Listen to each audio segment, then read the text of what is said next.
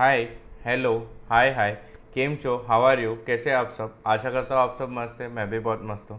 तो आ गया मैं आपका प्यारा दुलारा दोस्त लेके सी इंटर पास पेपर की सीरीज। तो आज अपन सबसे पहला चैप्टर करने वाले। क्या है पहला chapter? Nature, objective and scope of audit. ठीक है। तो ये मैं इंस्टीट्यूट के सारांश है, ई कैप्सूल बोल रहा हूँ, उससे करा रहा हूँ। ठीक है भाई, ऑडिटिंग का डेफिनेशन तो पढ़ा कि नहीं तुम लोग ने भाई? अरे हाँ यार, हाँ। Audit is an as per ICAI, audit is an independent examination of financial information of an entity, whether profit oriented or not. क्यों करते हैं? Irrespective of its size or legal form, when such examination is carried on to is conducted with a view to expressing opinion thereon. ठीक है, ये तुम्हारे audit का definition था। फिर reasonable assurance, financial statement free from material misstatement है। ठीक है।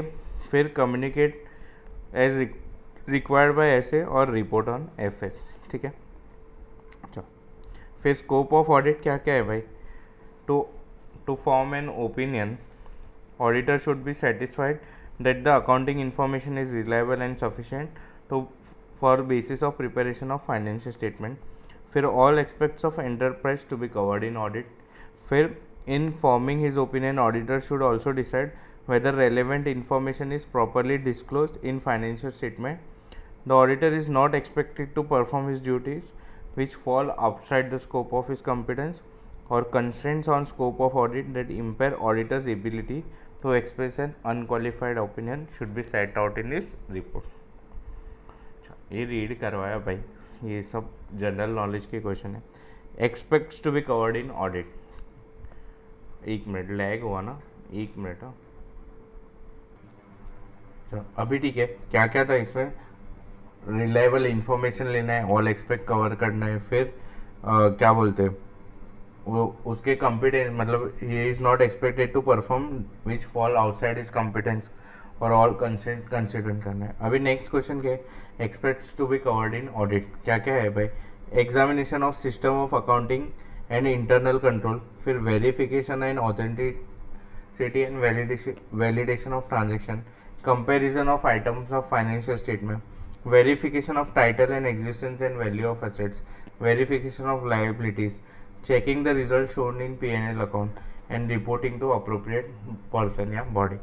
क्या क्या एस्पेक्ट्स क्या है? एक तो इंटरनल कंट्रोल चेक कर लो, फिर P&L बैलेंस शीट मतलब क्या? Verification of assets, verification of liabilities, check profit and loss account, और लास्ट में क्या करेंगे? Comparison of financial, comparison of items. ठीक है, और लास्ट में रिपोर्ट कर देंगे जो भी अपनी बॉडी रहेगी या पर्सन शेयर होल्डर्स या जिसको रिपोर्ट करना है, जिसने अपने को अपॉइंट किया। एडवांटेजेस क्या है ऑडिट का भाई? ऑडिट ऑफ फाइनेंशियल स्टेटमेंट का advantages of audit of financial statement, तो safeguards the interest of person not associated with management. फिर act as moral check on employees, government में require audited certified statement, government को लगता है। Helpful in settling liability of taxes, help in detection of wastage and losses, और useful for settling trade dispute. क्या useful for? ठीक है। तो ये क्वेश्चन क्या है? Audit of financial statement. तो ठीक है, तो गैस याद रखना, गैस वेस्ट। ठीक है, और वो अपने को हेल्पफुल और यूजफुल रहेगा। ठीक है, तो गैस क्या मतलब क्या? गवर्नमेंट को लगता है। फिर act as moral check on employees, safeguards है। ठीक है, फिर detection of wastage and losses, और वो क्या है? हेल्पफुल है मतलब किसके लिए?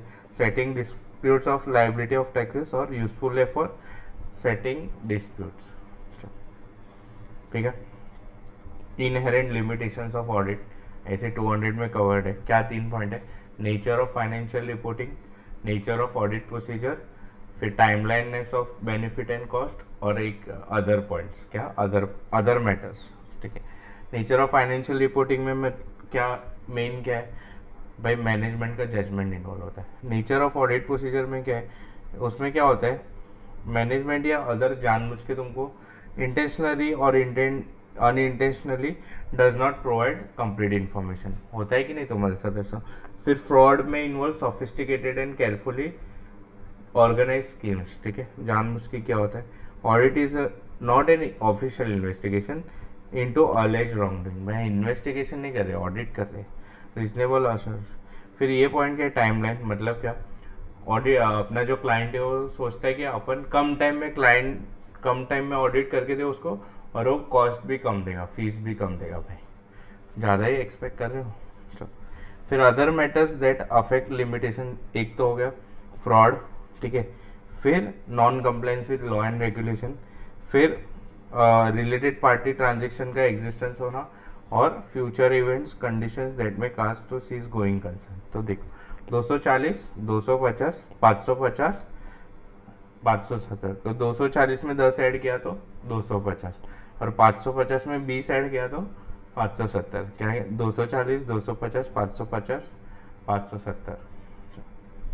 मैं ऐसे तो तुमको याद हो गया रहेगा। फिर एक फेवरेट क्वेश्चन IAASB और IFSC का, तो इन्होंने क्या बनाया, ऑडिटिंग AASB बनाया, क्या बनाया, auditing and accounting standard board बनाए, किसने, ICA ने। वो क्या क्या चेक करेगा भाई, ऐसे क्या क्या इशू करेगा, मतलब ऐसे SRE, ठीक है, SRS, और ऐसे SAE, SRE, SRS, ठीक है, और ये SQC भी वही इशू करेगा, ठीक है। तो ये 4 पॉइंट लिखा तो भी चलेगा, ऐसे SRS, SAE और SREs, ठीक है भाई। फिर elements of system quality control, the firm system of quality control should include policy and procedure addressing each of the following. क्या है question, elements of system of quality control, लेहम, क्या है लेहम, मैडम ने कराया तुमको ऐसे 200 और 210 और 220 में। तो leadership responsibilities, ethical requirements, acceptance and continuous of client relationship and specific arrangement, human resource, ठीक है, एंगेजमेंट परफॉर्मेंस एंड मॉनिटरिंग। क्या है, लीडरशिप रिस्पॉन्सिबिलिटी, एथिकल रिक्वायरमेंट्स, फिर एच से human resource, engagement performance, acceptance and continuous on monitoring, ठीक है, लहम code है।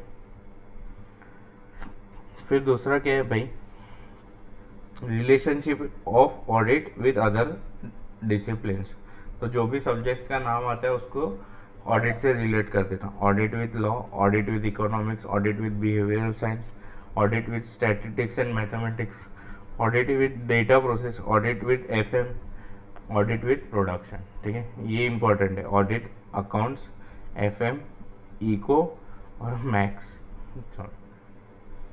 नहीं सब लॉ भी भाई, लॉ भी, और ये लोग का सबका ये लिखा है फंड से, ये इसको लॉ का गुड नॉलेज होना चाहिए, इसका नॉलेज होना चाहिए, ठीक है। Ethical requirements relating to audit of financial statement, बच्चा जाता है, integrity, objectivity, professional competence, confidentiality, professional behaviour, integrity, objectivity, professional competence, confidentiality, professional behaviour.